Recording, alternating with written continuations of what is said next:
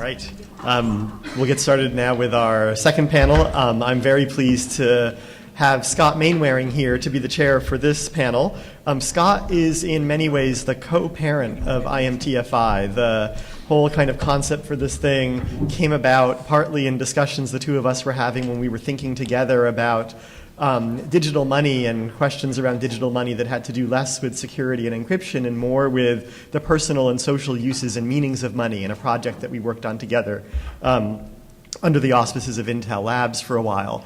And some people here were probably present for a conference that we organized here at UCI on quote-unquote everyday digital money right when the announcement came that IMTFI would be funded. So it's really a pleasure to have Scott with us here. Scott is a senior research scientist at the Interaction and Experience Research Group at Intel Labs. He's also the co-PI with me and Professor Paul Durish here at UC Irvine of the new Intel Science and Technology Center on Social Computing. And he is the chair of the External Advisory Board of IMTFI. So again, it's really wonderful to have Scott here with this thing that he has helped to create, and he will now chair our next panel. Thanks, Scott. Thanks, Bill. It is wonderful to be here and to see the Institute and this conference growing year after year after year. The second panel for today is on the topic of shifting financial and technological literacies. We have three presentations. Each will be 20 minutes, and I'll hold up little yellow warning signs when you are nearing the end of your time for each of the presentations, so that we'll have plenty of time for discussion at the end of the session. So I'd like to start by welcoming Catherine Martineau and Pradeep Baisak, who will be talking about material cultures of financial literacy among rural and urban poor in Orissa, India.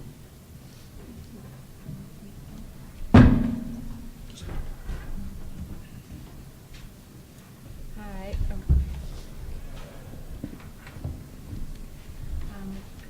Just want to thank IMTFI for having us, and especially the staff who have been wonderful, and Jenny especially deserves many thanks from us. And we, let's see, where do I are very sad that our collaborator, Nishita Trisal, is unable to be here. She had a dengue fever episode this fall and is still recovering. So Pradeep and I will split the presentation. He's going to begin today.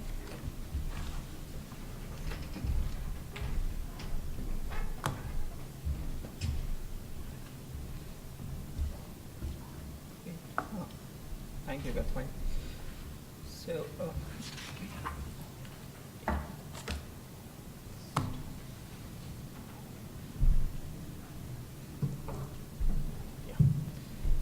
in the village hamlet of Bariguda in eastern India, in the state of Odisha, a below poverty line man named Punno tries to save a small amount of money each month.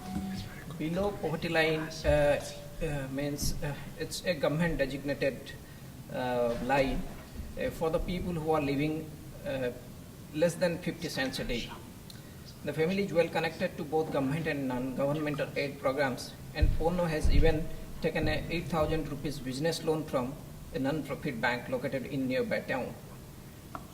Yet when this household achieves a saving of 300 rupees from their total monthly income of 5,000 rupees, rather than taking it down to the bank, Punno tucks it into a small metal box that he hides in the thatching of his roof. In India and other developing countries, numerous programs focused on poverty alleviation and financial inclusion encourages poor families to turn to banking institutions for their savings, borrowing, and investment.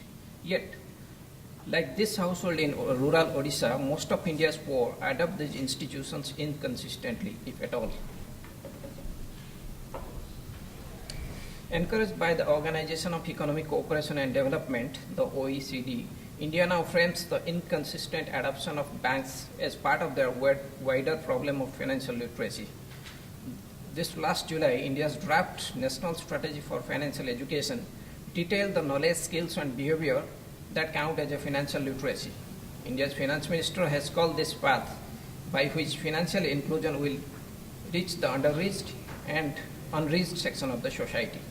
Our research aims to question the very idea implicit in this understanding of financial literacy, the idea that poor people are not only poor but also ignorant of how best they manage their economic situations.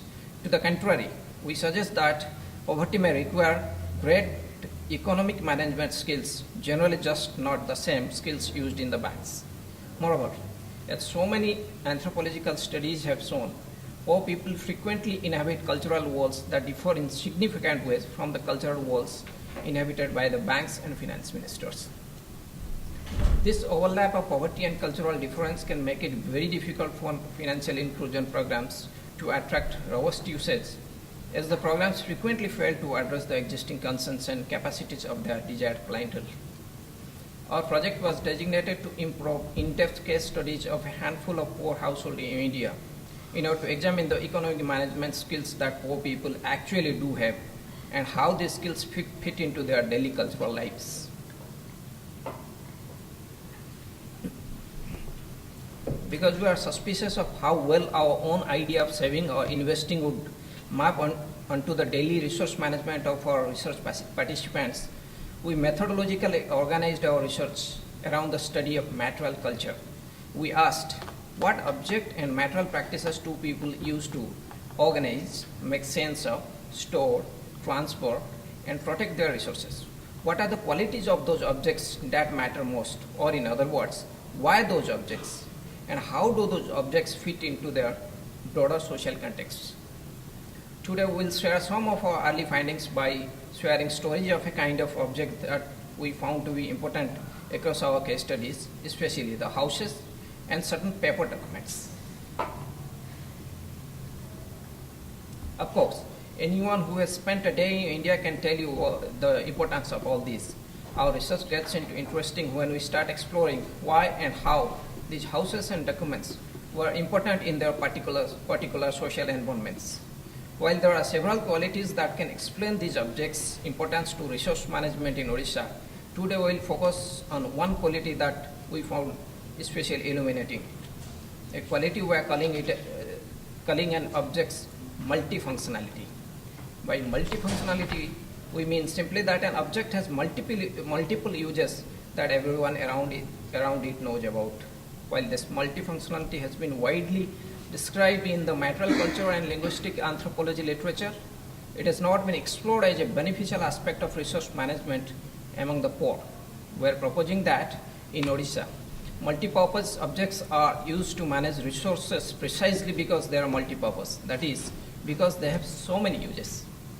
We'll explore the cultural context in which multifunctionality seems crucial, suggesting that it helps people negotiate visibly. At the very end of our talk, we'll consider how multifunctionality might be useful to designers of financial inclusion programs like mobile money. We conducted our research in one urban and one rural neighborhood in Odisha, a state on the eastern coast of India that has long been considered as one of India's poorest. We intended to use geographic proximity to the urban areas as an indicator to institutional influence, but we found that households in both the sites equally involved in financial inclusion programs. Instead, difference in urban and rural life helps us to examine the role of institutions in everybody's routines. Nishita Trishal, another co-researcher who is absent here, conducted 5 rounds of long-form interviews with 8 households in Bariguda village, a village few kilometers from a small market town in southern Odisha.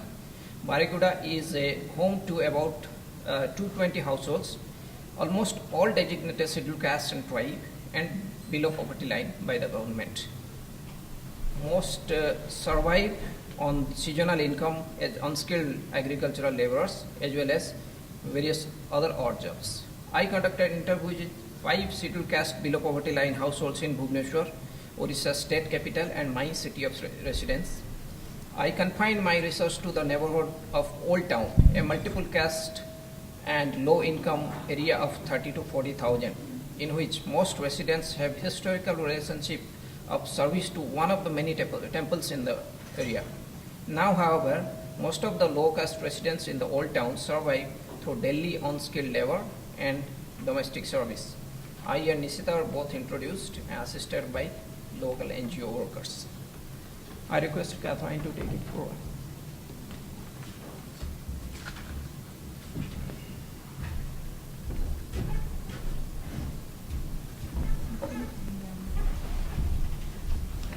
It's a picture of Old Town.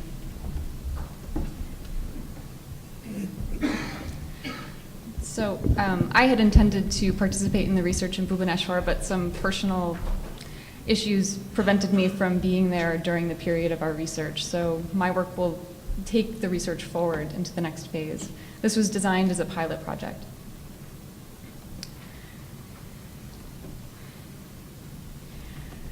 Inspired by the anthropology of material culture, one of our research methods was to examine the kinds of objects that were being used for carrying, storing, counting, separating, and monitoring scarce economic resources, and to try to understand why those objects were used.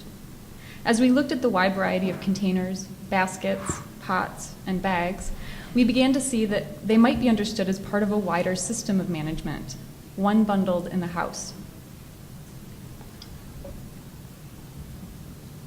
Consider, for example, Purno's house, a one-story, one-bedroom structure with a living room that converted at times into a sleeping area and at others into a workshop. When Nishita first peeked into Purno's house, she saw endless clutter, piles everywhere and apparently random objects and papers stuck in each corner. It took several visits for her to see the house as anything more. An other backward class, which is a government designation, middle-aged husband and father of 3 in Barigura, Purno is busy. He is an electrician, a shopkeeper, a tailor, a laborer, and a small landowner. The only son of his parents, he inherited the small shop in the front of his house from them, but because everyone in Barigura buys on credit, he's never made much money from the shop. Through his savvy diversification, enabled by his social position established through the shop, he was able to save enough to purchase a small parcel of land about a half kilometer from his house. This small parcel will provide a better income for his one son than any of Purno's other businesses, although it is currently leased to pay for his eldest daughter's recent wedding. All of these livelihood activities are orchestrated through Purno's house. He sews clothes, sells dry goods, fixes mobile phones, and keeps his agricultural equipment in different parts of his house. The piles of cloth, of baskets and boxes, the bags randomly bundled inside of other bags, each is also a means for separating and hiding, earmarking, and reminding. For example, a square of fabric and a list of measurements for an ongoing project could be wrapped in a polythene bag and hidden in the rice container, where they would be found the next day as a reminder of the sari blouse that must be finished. So you see that down here in the corner. A bill that needs paying can be suspended from the ceiling near the door. Money for a future land purchase can be hidden in a bag, inside one box, inside another box, and under some rags where it can be forgotten. To save money, I have to keep it far away, said another of Nishita's interviewees, and this is indeed what Purno accomplishes inside his house. Our evidence suggests that houses serve as important financial instruments because they are so much more than that. Houses materially reproduce social orders. They organize daily life. They provide shelter, and they are valuable investments. In our research sites, even when the ownership of the house plot was open to contestation, it was assumed that the house would shelter future generations. These many functions of the house increase its usefulness as a resource management tool in several ways. Social uses of the house shape social access to different areas of the house, and thus what is hidden there. The overlap of physical daily routines and economic management in the house allow for the training and socialization of children to those economic management styles, so that the children grow up in the house knowing how to care for their own finances. And very importantly, houses hide the financial activities of the household or its members. All at once, houses provide ways to store, earmark, remind, protect, and conceal. Concealing seems to be one of the major accomplishments of an object's multifunctionality, like this house, which we see when we look at the broader social context. In both of our sites, households rely on frequent small loans from others, loans as small as 50 to 100 rupees, which is about $1 or $2. These transactions help precarious households balance, and they are opportunities for building or returning obligations. Though formal institutions did supply a significant amount of credit to our research participants, they were consistently seen as inaccessible during times of duress. During times of duress, one turns to family, friends, and neighbors for loans that are immediate, interest-free, and without record.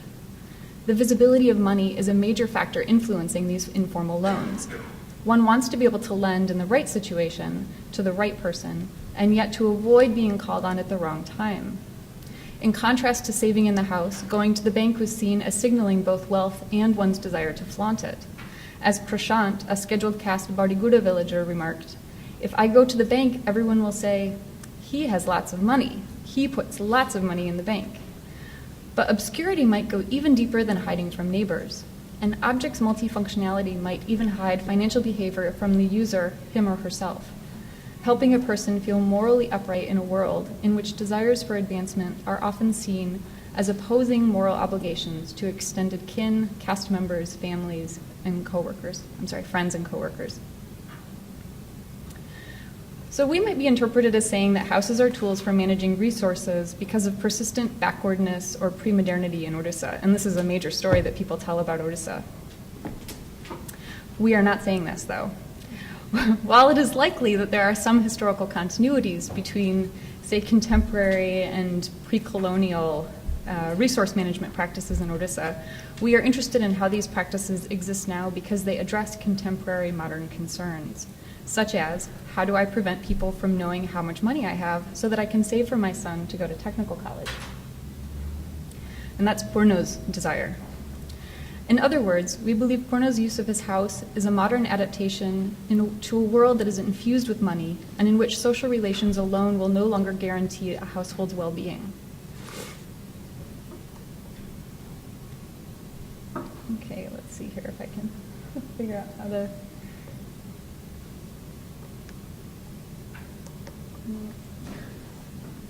Nope. Can you start it for me? Oh. No, you want to go back? Just click on the video. Excellent, thank you. You can do it. Consider the way that many women in Old Town and Bardigura carry their money tied in their saris. These women have not adopted purses, wallets, or special bags because those methods draw attention to their contents. Keeping money in a piece of cloth says, "I have nothing, kichi nahi." The need for invisibility, which can be achieved by using objects that have many other uses, is an especially modern problem, a problem for a world in which rich people go to the banks. The multifunctionality of objects is not only about concealment, though. Consider documents, those epitomes of bureaucratic economic management and financial literacy. In general, as we expected, people felt great discomfort with paper documents, unable to recount their contents or meaning because of poor reading abilities and general associations between paper and power. But there were several remarkable counter cases in which documents were familiar and comfortable, and we think they may be explained by particular documents' multifunctionality, and especially how they performed public social roles. So Gobinda, for example, knows his BPL, below the poverty line card, which gives him access to government rations of rice, kerosene, and sugar, because it plays multiple social roles in his life. So here you see him showing how he holds the BPL card when he goes, and he's able to describe all of the information on the card. The BPL card provides access to monthly rations, and it can serve as a photo ID, and it is the object of constant political maneuvers, as the politicians every election cycle promise to do new things with the BPL designation. Perhaps most importantly, though, the monthly ration distribution at the panchayat headquarters is an important social occasion in which all of the village is represented, because there are 3 families that are above poverty line. Similarly, Tuni understands the 2-page document of the loan she took for her daughter's education from a microfinance institution because of the social performance it involves. She explained to Pradeep that the interior columns track. She explained to Pradeep that the interior columns track each repayment on her 15,000 rupee loan, confirming that she must pay 340 rupees every week for a year. She is sure of this because each week the documents are part of a social routine that confirms it. Every Tuesday, Tuni carries the document to a 7 a.m. meeting in a nearby lane, and she's fined if she's late. There, she and 4 other women pay the loan collector, who marks their papers. If a woman cannot pay that day, the other women pay for her. Like Gobinda's BPL card, Tuni's loan document performs a public social role in addition to its official role as an institutional contract or identification. And it makes more sense to her because it is socially multifunctional. So our evidence suggests that the multifunctionality of objects can improve an object's usefulness and even its comprehensibility as a medium for resource management in Odisha. We offer this as one example of how people who live through frequent periods of great scarcity manage their resources skillfully in their cultural environments, and as a counter case to the assumptions of the financial literacy discourse. This example may also offer insights towards the design of better financial inclusion instruments. For example, we believe the introduction of mobile money, as we've been discussing today, drawing on those wonderfully multifunctional tools, mobile phones, could be successful in Odisha. However, to be successful, it needs to be you need to be able to manage the visibility of it. So this might be accomplished through conducting transactions at shops where you do many other things, or by the ability to use your mobile phone account to move money into a bank account and vice versa. And these are things that I think are already going on. It's fascinating to learn about. So, but this need for invisibility does not mean that everything economic should be kept private. To the contrary, since the public performance of documents seems to improve their comprehensibility, financial inclusion programs would also do well to find a sensitive balance that both creates a public stage for general participation as well as for participants to obscure their specific financial actions. In essence, and in stark opposition to the OECD-supported financial education programs, the key to financial inclusion success is likely to be found not in explanations about compound interest or lessons about saving, but in the ability of financial inclusion programs and their material objects to take seriously poor people's existing concerns, commitments, and skills. Thank you.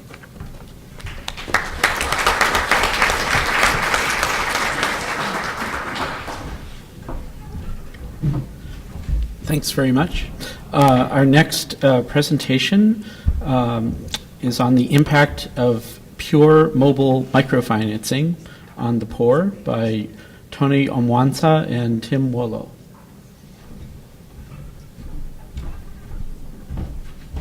Good morning, everyone. Let's do the video.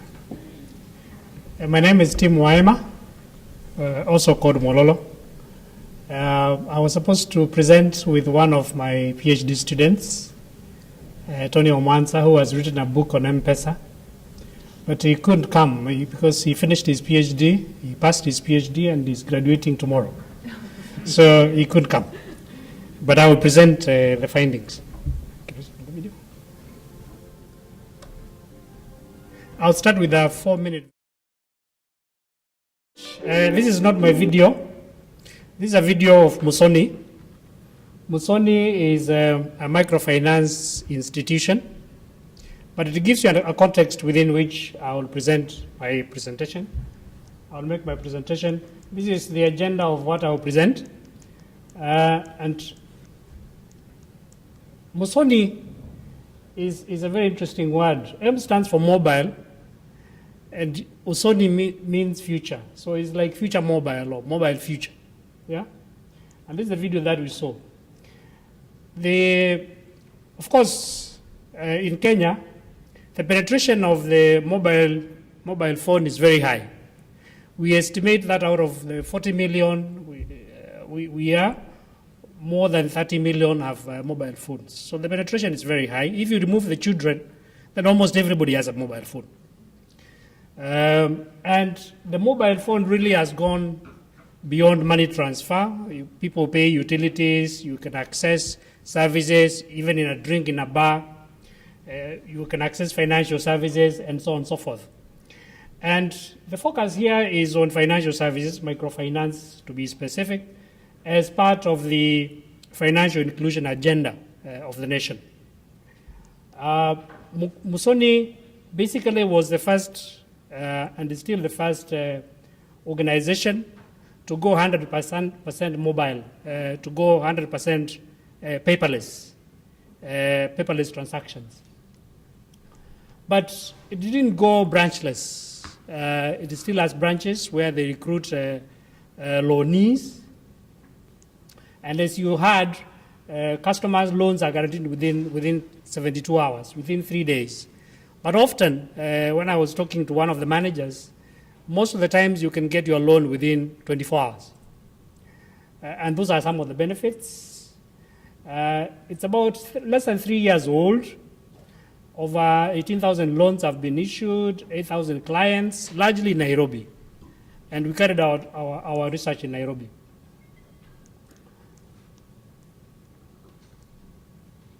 Looks like the objectives of the research there are two objectives. One was to establish how the clients gauge the socio-economic impact of utilizing technology-based financial services, and if it drives them to consider using less cash in other transactions. If, for example, you're using Musoni, do you start using electronic transactions for other things, other than loans, paying for loans, applying for loans, and so on and so forth?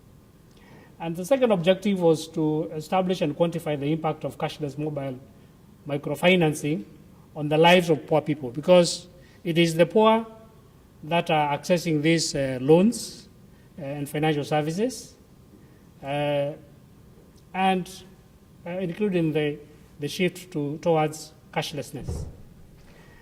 Our approach is we are going to use the capability approach as our conceptual framework to look at the impact, particularly looking at the impact of using 100% mobile, paperless transactions on the socio-economic well-being of the poor people.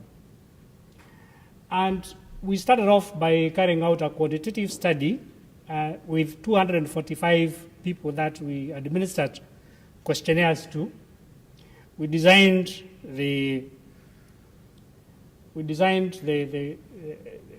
questionnaire around August 2012.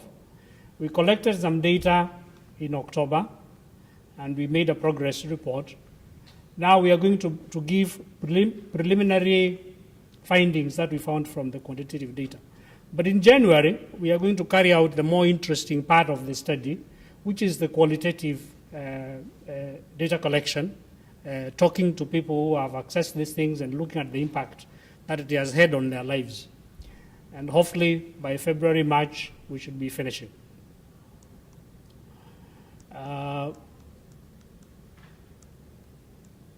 Demographics, these are the people that we collected data from, largely high school dropouts, most of them married, and majority were women. 245 respondents from 34 groups, like the groups you saw.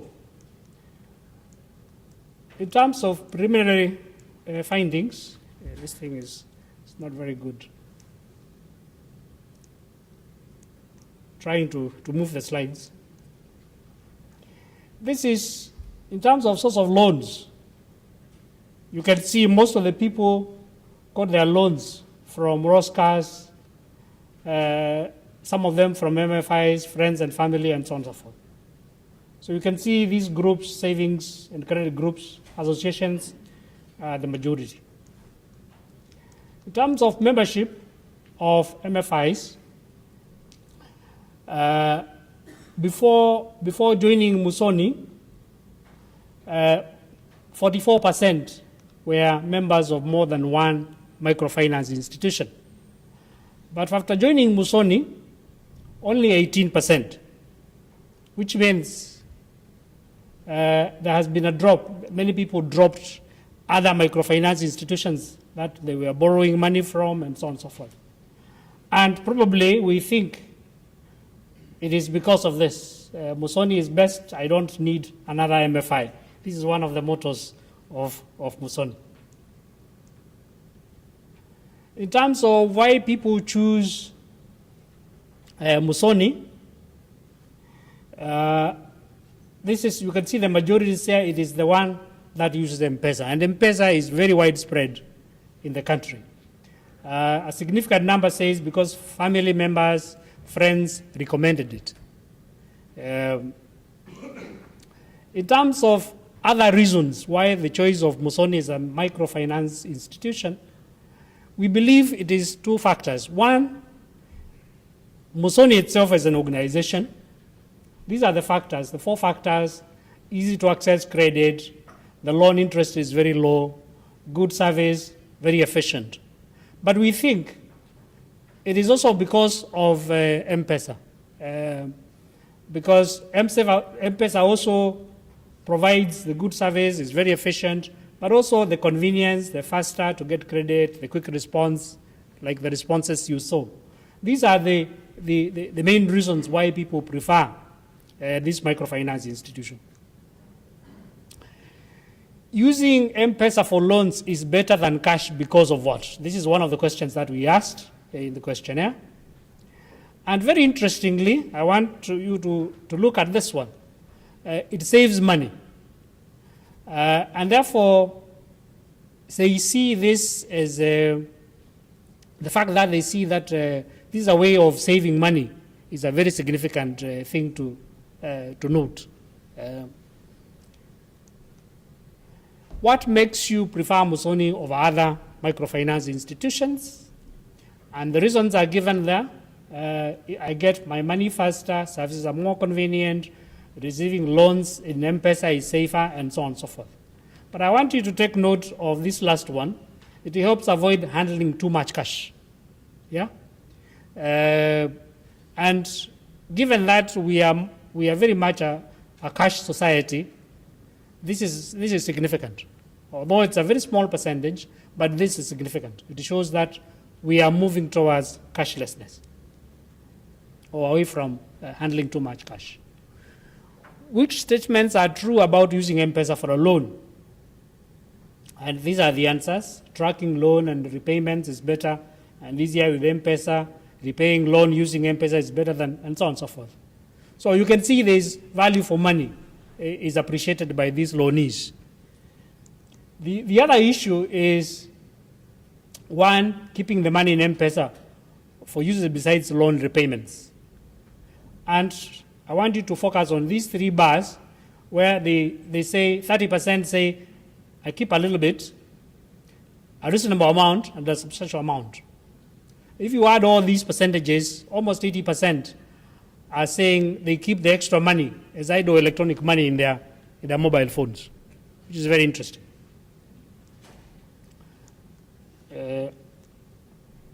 How much money do you keep in M-Pesa? And basically here, you can see the average is about $40 in their mobile phones. The other point is, which of these services do you use? They buy airtime using, you can see the majority buy airtime using M-Pesa. They pay bills using M-Pesa. They use Okoa Jahazi. Okoa Jahazi is like taking a small loan to make a call or to send an SMS when you don't have money in your phone. And you, of course, you pay with a small interest. You save money using M-Pesa, pay for goods using M-Pesa, pay school fees, like has been mentioned before. But you can see there are very many uses of, you can see using M-Pesa, their phone to repay their loans is a very small percentage. And you can say all these other uses for mobile money. So it has gone beyond loan repayments.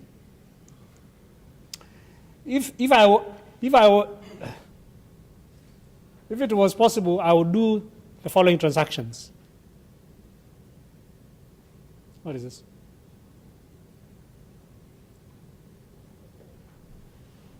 Oh, I would do transactions in M-Pesa. You can see not many people want to hold cash. You can see a lot of people who do their transactions using M-Pesa. So the desire to go cashless is there within this population. What do you do when you receive your loan money through M-Pesa? After you receive your money, what do you do? Withdraw it at once, very small, 27%. Keep it all in M-Pesa, 10%. Withdraw when I need and keep the rest in M-Pesa, which is this. So it is the use of M-Pesa to save, which is significant here. Yeah. The next one is, do you send some of the loan to the bank via M-Pesa? And majority of the people say no. Most of these people are unbanked. Yeah. But a small percentage, almost 25%, a quarter, are interested in creating a credit history. They're interested in sending some of that money into a bank account. And there is a Safaricom which launched M-Pesa, actually launched a new product last week where you can be able to open a bank account using your mobile phone, similar to this, but with more services. Why do you change M-Pesa back to cash? And the main reasons are these two, that most people I send money to would rather use cash. It's expensive to transact using M-Pesa. Thank you very much. And these are the two main barriers to cash or to moving towards cashlessness, these two issues. The fact that most people are still using cash, it is expensive, so the transaction cost is still an issue to this. And remember, these are very poor people. Since I began using Musoni services, you can see I do more transactions using M-Pesa. So this confirms, over 80%, confirms the impact of cashless mobile microfinancing on other transactions. Yeah? Why do you retain money in M-Pesa? And you can see here, almost 50% are saying it is safer remaining in M-Pesa than converting into cash. So it confirms the need for services beyond mobile money transfer. Maybe the safety of M-Pesa, and so on and so forth. And then this last slide is, I will not change to any other MFI if it does not use mobile phones. And you can see it's almost 50-50 in terms of whether they will change to another MFI, 50-50. The implications, I leave it up to you to think about the implications. The key conclusions are that there is evidence of the appreciation of the impact of cashless transactions. There is a desire to shift towards cash light. There are barriers for BOP, bottom of the pyramid, to make the shift. And the two barriers that you saw earlier, challenges, the dependence on cash, most people depending on cash, and the transaction cost of cash.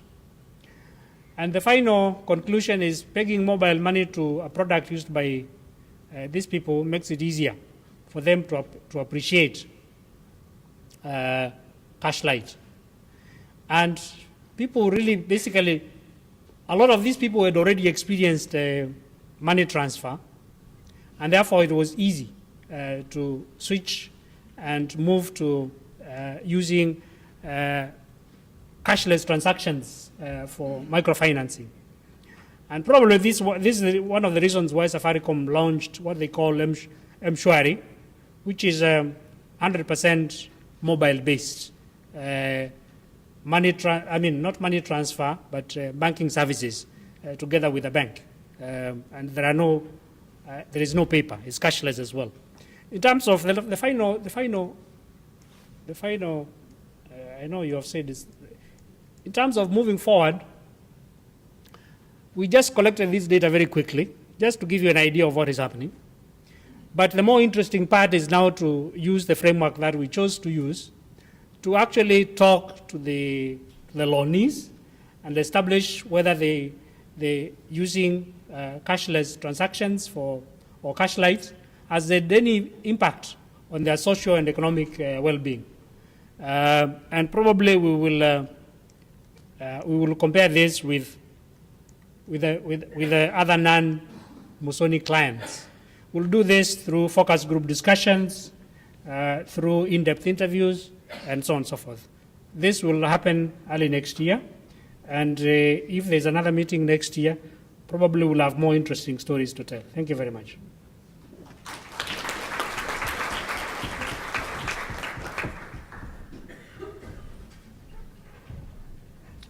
Thanks very much. And our last speaker for this session is Mesfin Wolmariam, who will be talking about mobile money information system architecture for open air market.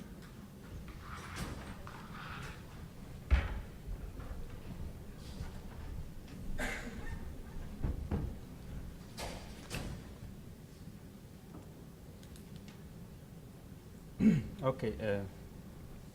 Thank you so much for all the people working in the IMTFI. And my presentations or paper's title is about information systems architecture that could support open air market practices. I am from Ethiopia, and this is my second paper from IMTFI.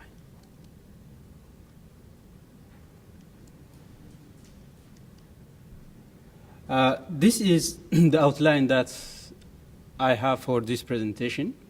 I will have introduction, some related works in the areas of payment architectures, mobile payment architectures, methodologies, preliminary findings, conclusions, and a way forward, or what are some of my next tasks.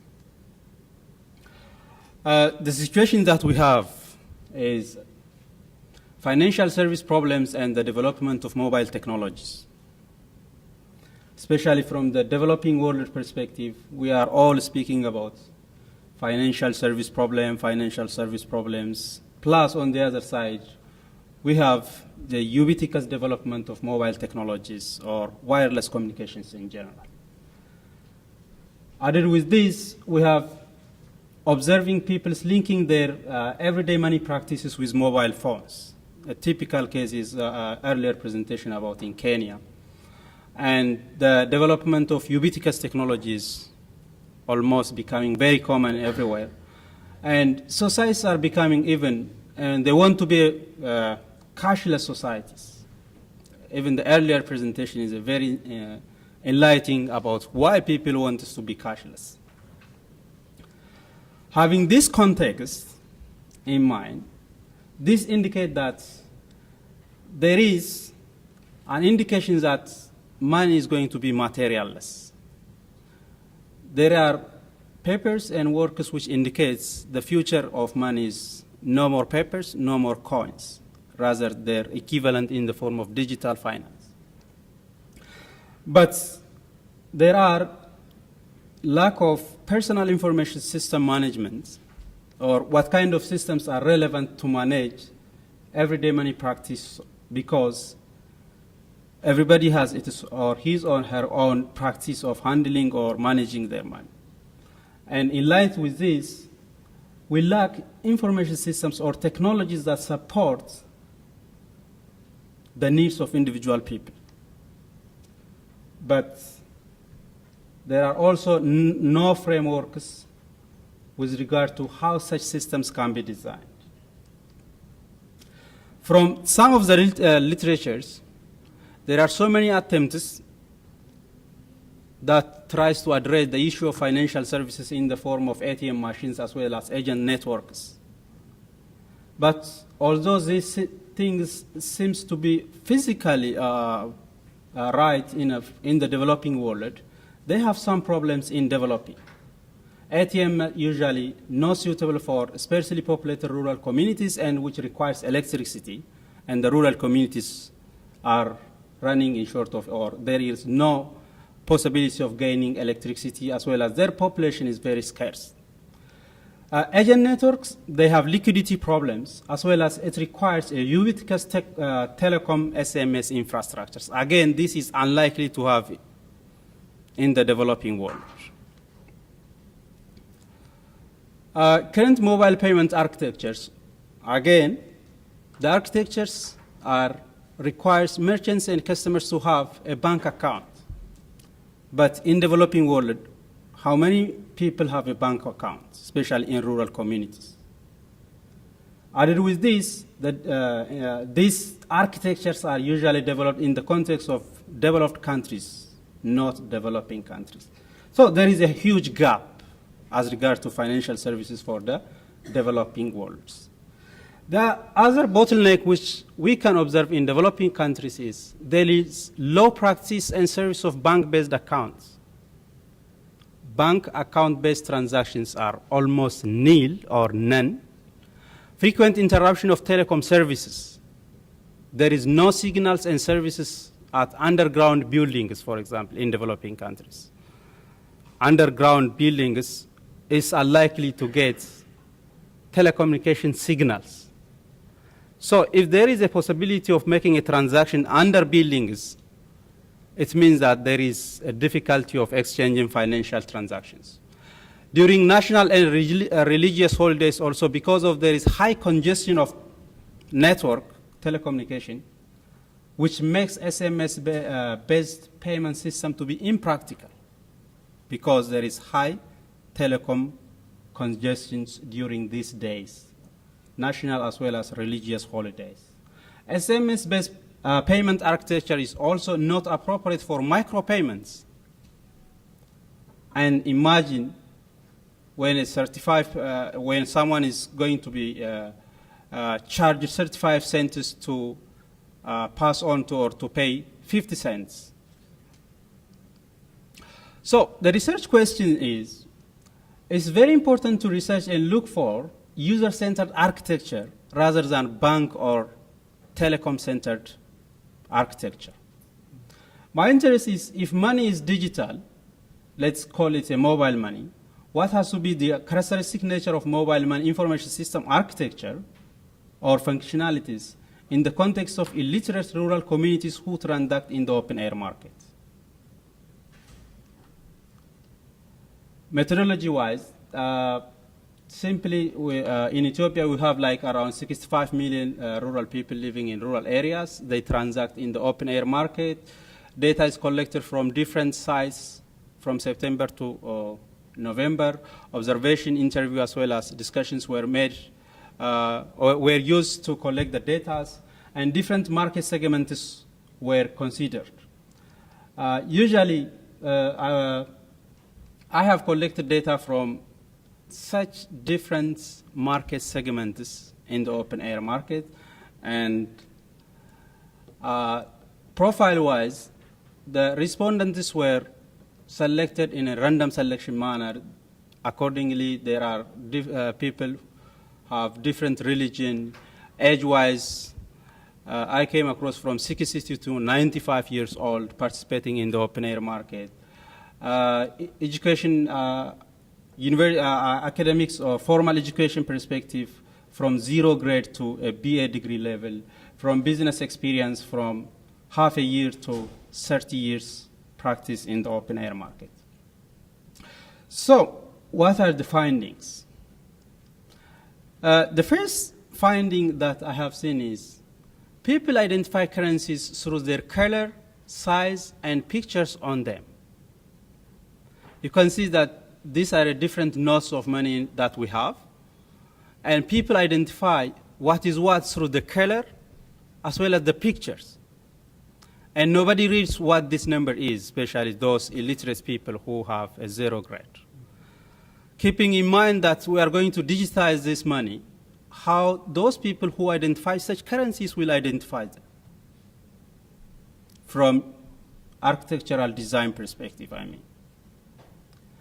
The other is how merchants in the open air market organize themselves. The first observation that I had is like this woman, she wants to, she puts every money in a small bag. She's a coffee seller, retailer, and she has every money she collects from the open air market put inside this bag. And in the second case, this is a person, and he wants to have 2 separate bags. This is for coffee, this is for salt.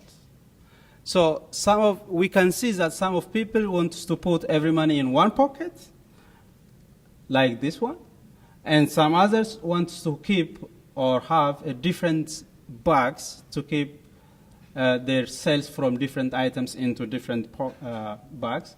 And unlike the previous 2, some others even do not have a bag. They put their money under some items we can call.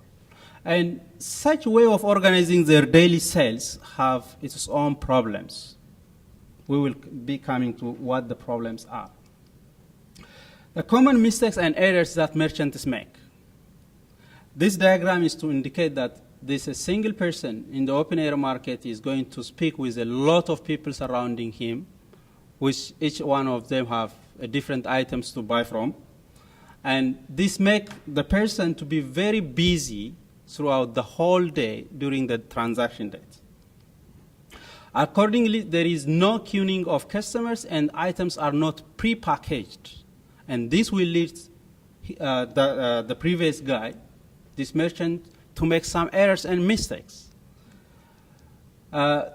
These mistakes are, merchants are not sure who has paid them and who hasn't, because they are busy and everybody is shouting to him, and how much money was received and whether the changes were made or not. Again, he used to forget and put the sales of an item into the wrong bank. For some merchants who keep the sales of different items in their respective bags, sometimes they used to put their daily sales in the wrong bag, and customers are not willing to accept all the monies during changes. Like, for example, this. Especially, some people do not want to accept such type of old monies when they are given in the form of changes. And keep in mind, are we going to have such type of old monies in the digital era, in the cashless eras? The other is cash can get lost by wind. This is another problem that open air merchants have. And money can stick together and be counted as one, especially during rainy seasons. And forgery money notes and unable to differentiate. People from the urban areas having or taking forgery notes try to buy some items from the rural communities. And lack of changes during the transaction is another problem that these people have. How they solve these problems? From the discussion that I have, disagreement between the merchants and the customers regarding how much was accepted, whether changes were made or not, is resolved by asking people around for witnessing. And then sometimes they go for back tracing, confessing how much they have and like getting into the pocket of one another's and look whether how much they have come during the first time. The very interesting thing, which I think I have found from this observation is, I have asked them what are the features of any automated tools that they would like to have, if any. For this question, they just came up with, or they informed me a lot of very interesting things.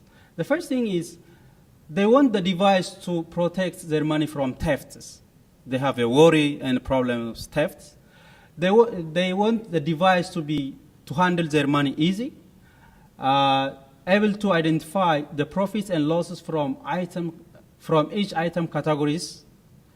Those devices which identify cheaters and thieves, that can tell the balance by sound because there is a problem of literacy, and much of them wants the device or the machines to communicate in the form of sound, not in the form of any other interfaces, and do financial mathematics like sales, costs, profit, loss, and changes. They want devices to have this and other features. Like, for example, a device that is able to tell when making mistakes can be integrated with mobile phones for alerting purpose.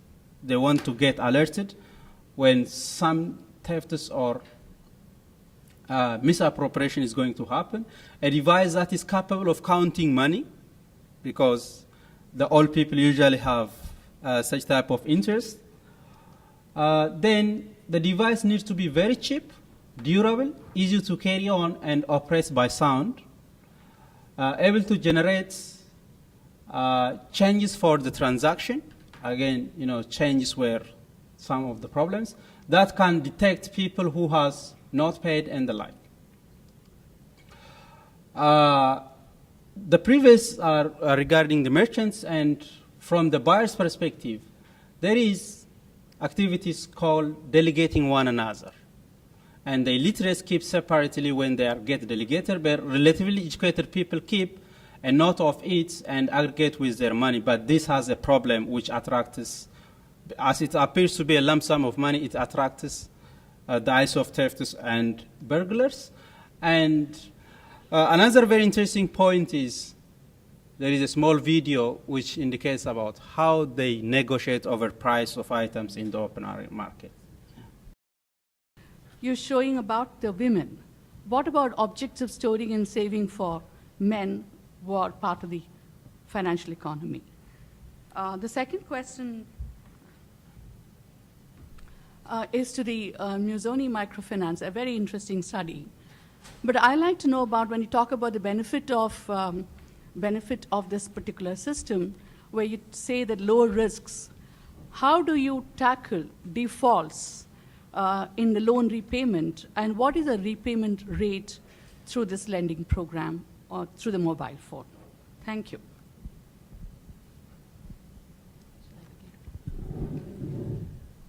Well, I'm voicing Nishita's research here, so I can't say that I actually know. I mean, I don't know all of the details about banking in Boriguda. There are self-help groups through which most of the banking is done through. And the self-help groups take loans. Self-help groups are government and also NGO organized groups that of about 15 women or so that are organized to take loans or to do savings to encourage responsible financial behavior. And so many people have contact with bank through these self-help groups. And I was interested, and Pradeep explored this in Bhubaneswar, that despite these self-help groups, when people took on or decided that they needed to save for something themselves, they didn't turn toward the self-help groups to help save. So even though there are these infrastructures locally to help achieve individual goals, people still are doing things like putting their savings in their roof. So there is a fair amount of banking, and we actually had a hard time getting at that as well. People weren't completely sure that they wanted to share with us all of the ways that they were connected to institutions.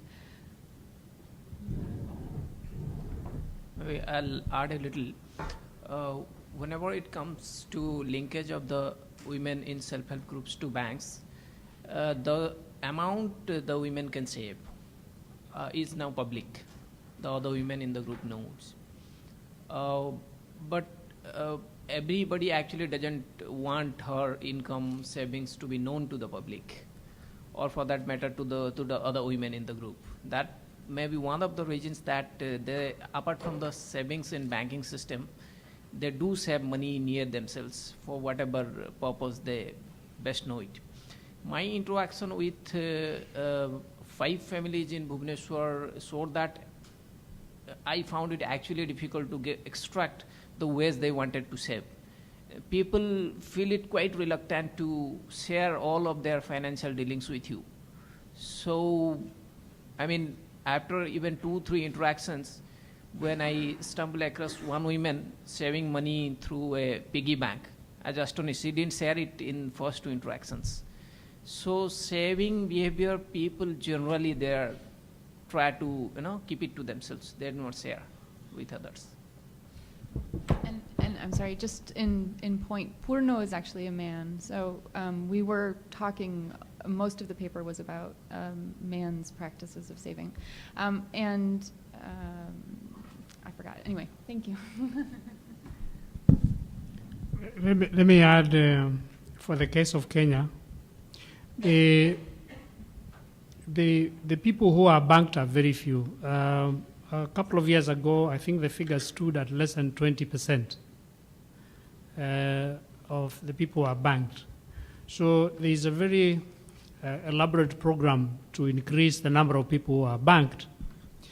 And there was a new act which allows for banks to appoint agents to create branches or to create outlets in the rural areas. And this would be largely local entrepreneurs who have a shop, who are probably M-Pesa agents, who have proved that they are business people. And they go through a criteria. There's a criteria for becoming a bank agent. And this is a part of the financial inclusion strategy that the country has to increase the number of people who are banked. And therefore, local people can be able to access financial services from their local market through the shopkeeper or whatever, whoever has been appointed as an agent. This is currently taking place, and most of the banks, or the big banks, are part of this initiative. So my name is Dipti from Center for Microfinance, and my question is for the third presenter from Ethiopia. You talked about cash handling and discussed about the disadvantages of cash handling also. And obviously it has many disadvantages of theft, and cash handling itself is quite difficult. But you also showed us the video of the open market. And my question is, do you think the digitization of transaction is possible? Like, I know the entrepreneur, the person who's selling is ready for the technology. What about his customers? Will he lose clients if he adopts these technologies? What about other factors, like, he's dealing with retailers, or, there are probably different dynamics. So I think it'll be interesting. I don't know if you have interviewed those people who come to the market to purchase things, if they are ready for the electronic transaction, or if not, then probably it will be interesting if you interview, probably cover those dynamics also. Okay, thank you. First of all, I didn't ask, there is no electronic finance in those areas which I have interviewed. The people whom I just met do not have any ideas about what a mobile money is, what a digital currency is. But in general, after my observation and discussing about what the problems they have, and I just informally asked them what kind of technology, if there is any, that they would like to see. And they are informing me that they want to see these features to be included in a system or in a technology that can be available maybe in the future. I found that it's irrational and it's illogical to speak about what a mobile money is, what a digital currency is with those people. And the other issue you raised is whether there is a possibility of losing customers or not. I think because of the manual nature, because of the characteristic nature of cash-based transactions, which takes some time for the customer as well as the merchants in counting, checking whether it is not old money or not, that will take some time. In the meantime, unless otherwise, that merchant is fast enough to keep the customers for him, those people may go to the others. or which delays the transaction process. But if we see from technology perspective, from digital money perspective, because there is no problem of counting now and then, no problem of like checking whether that money is forgery or not, the issue of even making changes, because these things can get avoided by digital technology, digital finance. I think the problem of losing customers might be minimized or avoided, so that this attracts the attention of maybe merchants to adopt a new future technologies. I'm Rosina Nasir from Hyderabad. I have a question regarding Musoni. Can you please tell me that what is the interest rate in this Musoni is charging, and do you find any default rate also? Because because they prefer to be with Musoni for what reason? Because if you take a case of India, in India, a lot of society you can discover, and you find it happens in Andhra Pradesh, because same client is borrowing money from different MFIs. And here in your study, you have been showing that people who have been engaged with this particular MFI, they want to be with it and they don't want to borrow money from others.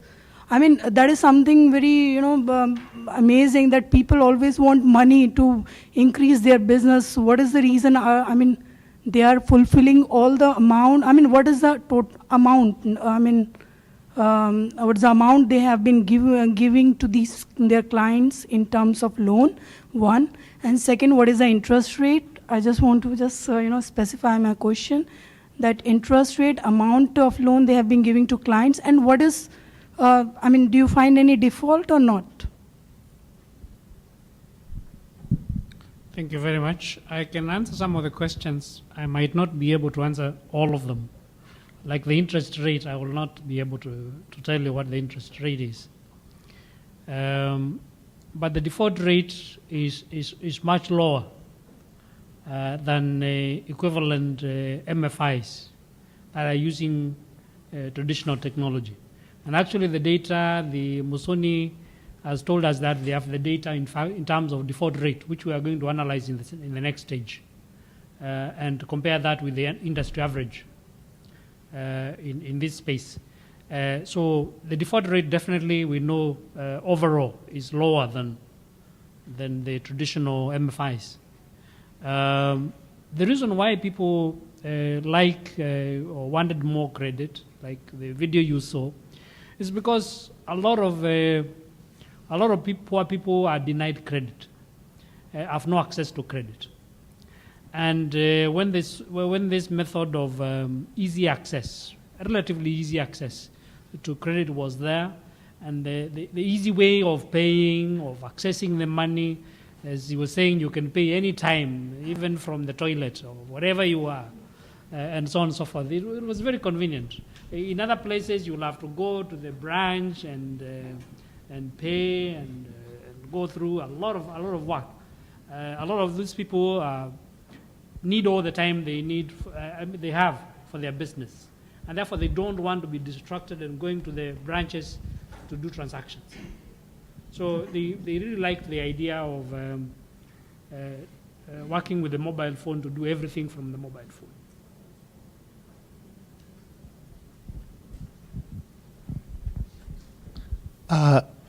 Actually, first of all, I just wanted to say this panel really hung together really nicely, and it was fantastic and really illuminating. I learned about numeracy and illiteracy and the role of old age, and it was in these kinds of, so a study of the real material practices that people are engaged in when they're trading money back and forth. And so I have more of an observation that just to make sure I grasp one of the things that was presented.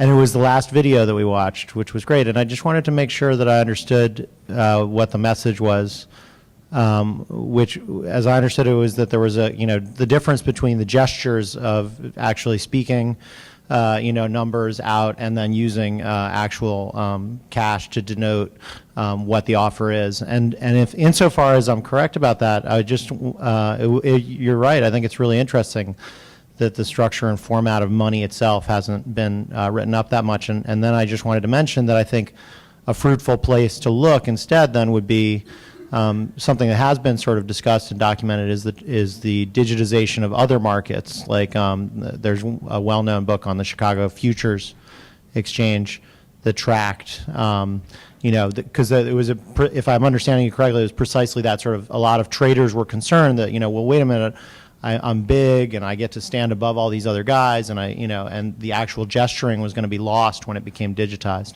So there actually is an interesting literature in that, if that's where you were going, but I wasn't sure. Anyways, it was great. Thanks. And excuse me, could you just say who you are? Oh, sorry. Right. Gustav Peebles from the New School.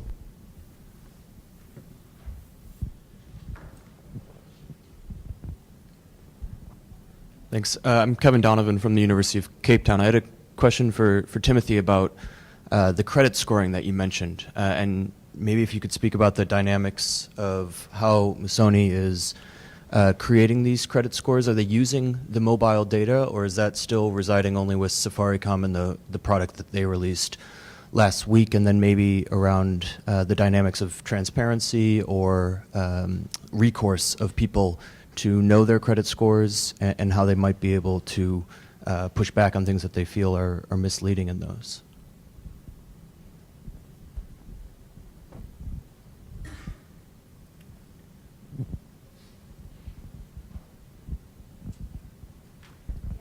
Sibel Kusimba from Northern Illinois University. With regard to Musoni, you showed a chart where you looked at sources of cash. I guess that was sources of cash for repaying the loan. And you mentioned those sources of cash were Roscas and family and friends, I believe were the two most common ones. Is that unusual with the microfinance? It does seem like that people are actually taking out other loans just to repay your loan, and I'm wondering if you're robbing Peter to pay Paul, are you really getting anywhere? I'm wondering, have you looked into that in terms of long term? What are people doing with these funds? Let me start with the last one.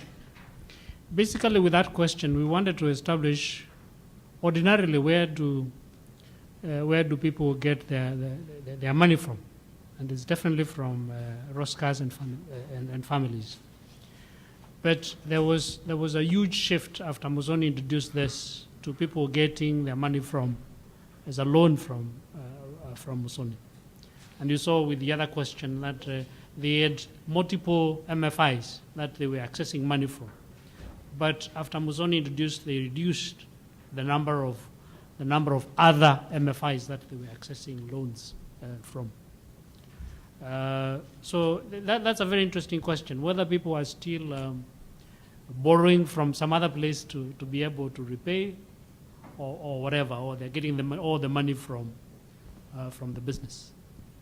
Interesting question to look at. Yeah. That does happen in Odisha. In fact, Tuni, who we spoke of, the loan she's repaying, that 15,000 rupee loan, she does, if necessary, she'll borrow from her friends to make up her family or friends to make up the weekly payment. The interest rate that Tuni is paying is also high as calculating. I mean, on the face of it, it seems very simple. She takes a 15,000 loan, and the weekly repayment is 340 rupees. So it seems very simple, but if you calculate it, it's 24% interest, which is much higher than any commercial rate of interest. That's one of the reasons that these people find it difficult to repay. And because it's weekly, it makes the things really miserable many times, and they have to borrow from neighbor or friends. So, yeah, thank you. The question from Cape Town, the gentleman from Cape Town, about credit scoring.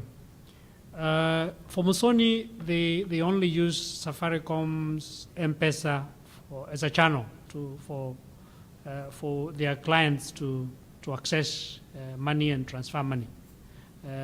they really do not get any information from Safaricom on their loanees. Yeah? With the product that Safaricom launched with one of the local banks, I do not have a lot of data, but what I know is that this local bank will be accessing the client information from Safaricom. Because last year, I think last year or the year before, we introduced a requirement to register all the SIM cards with all the information. You provide information, your ID number, your name, and several other information. And therefore, they will be able to access that information from Safaricom. But they will also access information from the National Registration Bureau, where you have your national ID details. And that is part of the information they will be accessing. I do not have the actual details because it was launched recently, and I haven't quite had time to look at it. But maybe there are several people from Kenya here who probably might know. They might shed light on this. But the information will come from the bank, from the application form from the application information that you provide when you're applying for a loan, when you are creating the account. It will also come from Safaricom. It will also come from the National Registration Bureau. I think we have time just for 2 more quick questions. Hi, my name is Karthikeya Bajpayee. I had a follow-up question. In our work in India, we came across this sort of a gray area with some services where you're allowed to hold some kind of balance, and you also have this affordance of taking a loan. The gray area, like the RBI, the Indian Regulatory Authority, is not that kind of frowns upon some of these practices in the sense that you could possibly have a loan repayment due, and you could say that I don't have the money, but they could look at your account balance and be like, no, you don't actually, you actually have balance. So there is this sort of autonomy, privacy issues which come up with sort of collating a lot of this data, and I just wanted to know if there's any such issues in these contexts.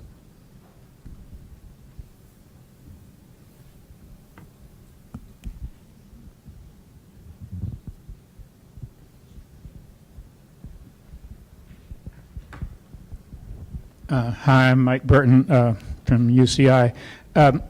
We're hearing some very compelling arguments for why people would want to switch from cash to mobile money in terms of the problems of cash, the material problems of cash. It can be blown away from the wind, people can steal it, and so forth. We also have heard an interesting presentation about the bargaining in the market that illustrates the benefits of cash, which is it has a materiality that connects with the embodiment of social relations, and in particularly informal social relations that poor people in much of the world depend on.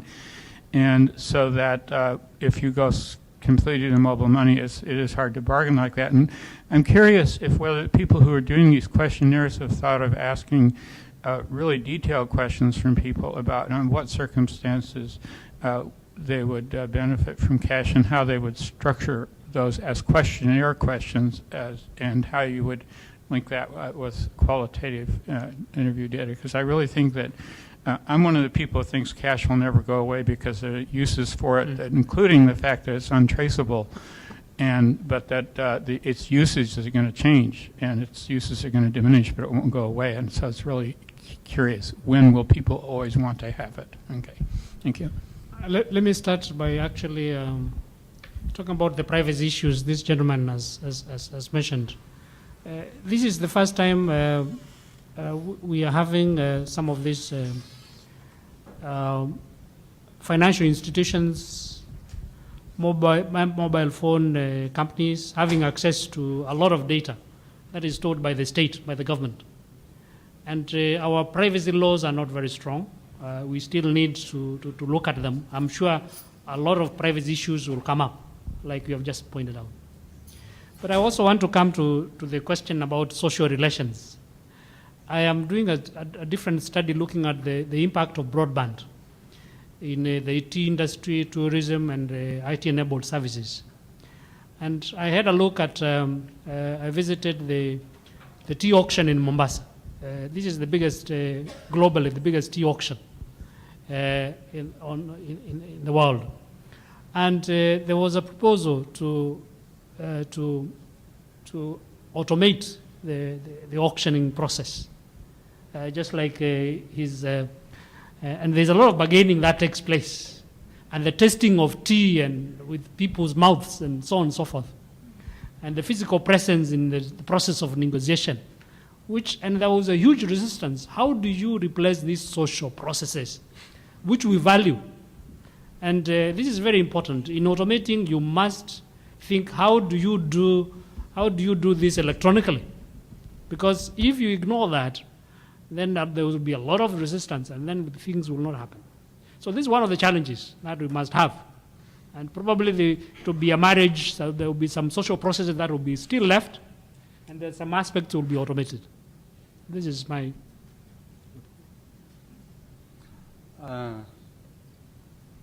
Can't we think that we can keep the physical interaction as it is while replacing the papers and coins into their equivalent digital form?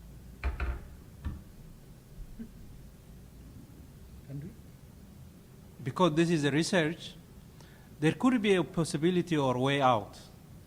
We can keep the physical interactions, the social processes, everything as it is, while converting papers and coins into their digital formats. But the question might be how, and that has to be answered through research. So I would like to thank again all our presenters, and as well as the excellent questions. Sorry we don't have more time for discussion, but we now have a break for lunch. And Bill, do you want to explain the logistics for lunch?